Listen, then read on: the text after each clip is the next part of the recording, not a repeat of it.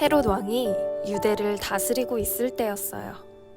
유대에는 사가랴라는 제사장이 있었어요. 사가랴의 부인은 엘리사벳이었어요. 사가랴와 엘리사벳은 하나님이 보시기에 훌륭하게 살았어요.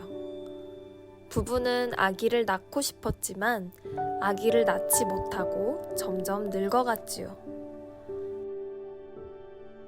어느 날 사가랴가 하나님의 성전에 들어가려고 하는데 갑자기 눈앞에 하나님의 천사가 나타났어요.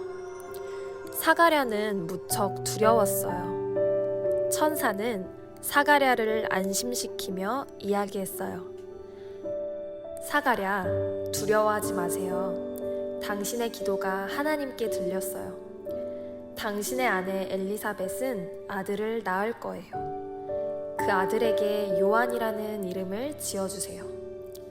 요한은 성령이 충만한 사람이 될 거랍니다. 요한은 하나님을 위해 사람들을 미리 준비시킬 거예요.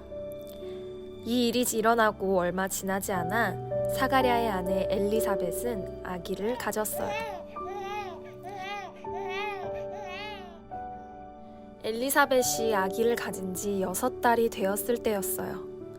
하나님은 천사 가브리엘을 나사렛으로 보내셨어요. 가브리엘은 다윗의 자손인 남자와 결혼을 약속한 한 처녀를 찾아갔어요.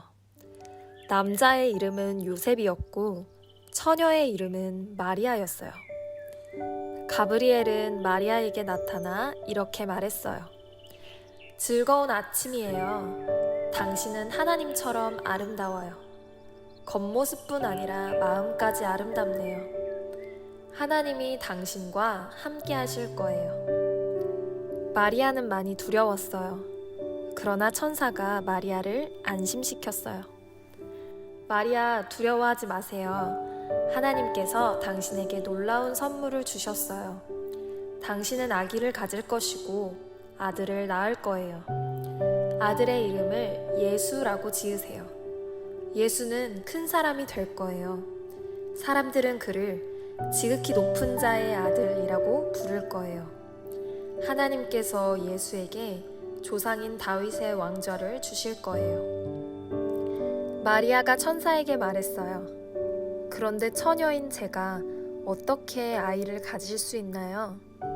천사가 대답했어요. 성령께서 당신에게 내려와 덮을 거예요. 그렇게 태어날 아이는 거룩한 하나님의 아들이 될 것이랍니다. 당신의 사촌 엘리사벳은 나이가 많지만 아이를 가진 지 6개월이나 되었어요. 이처럼 하나님과 함께하면 불가능한 일은 아무것도 없답니다. 그러자 마리아가 말했어요. 네, 모든 것을 알겠습니다. 저는 하나님의 종입니다. 하나님을 섬길 준비가 됐어요. 모든 일이 당신이 말한 대로 일어나게 해주세요. 그러고 나서 천사는 마리아를 떠났어요. 마리아는 곧장 일어나서 언덕에 있는 유대의 마을로 갔어요. 마리아는 사가랴의 집으로 가서 엘리사벳에게 인사를 했어요. 엘리사벳이 마리아의 목소리를 듣자 엘리사벳의 뱃속에 있던 아이가 깡충 뛰는 것이 느껴졌어요. 엘리사벳은 성령으로 가득 차 큰 소리로 노래했어요. 너는 여자들 가운데 가장 축복받은 사람이구나. 뱃속에 있는 아이도 역시 축복받았도다. 내 주님 어머니의 방문을 받은 나도 축복받은 것이 아닌가? 너의 인사소리가 내 귀에 들어온 순간 내 뱃속에 있던 아이가 더 없는 기쁨의 양처럼 뛰었도다.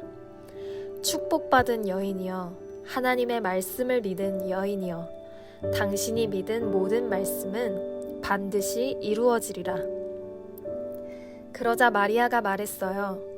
저는 하나님의 말씀에 깜짝 놀랐어요.